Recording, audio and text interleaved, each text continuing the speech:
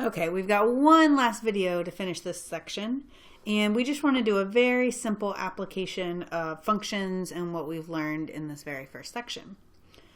So we've got this word problem. It says the distance an object falls from rest is given by the function s of t equals 16t squared, where t is the time in seconds and s is the distance in feet. Okay, so we have something falling.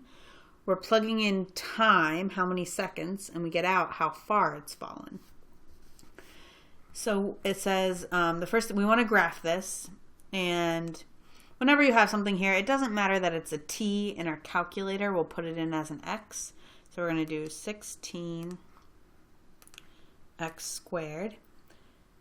Okay, and number 1 says use the viewing window 0, 10, 0, 2000 with x scale 1 and a y scale of 200. So remember from before, we're going to hit window.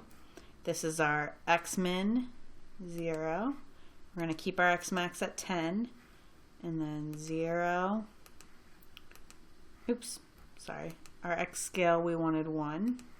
Our y min we want 0. Our y max we want 2000. And our y scale we want 200. Okay, then we can hit graph, and it will graph it in that window. And we can see we get something like this.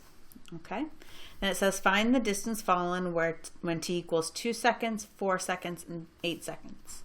So we could kind of do this by hand. What we're really asking for is s of 2, s of 4, and s of 8. So we could plug this in and do 16 times 2 squared and figure that out. The other thing we can do is go to our table. So second table, and if we go to when x is 2, we see that y, which would be the same as s of t, is 64.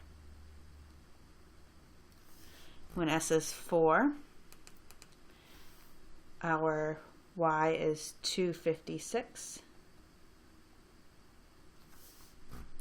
And if we go down to 8, we see that our s of t is 1024. Okay, so very simple application, just using what we've learned so far.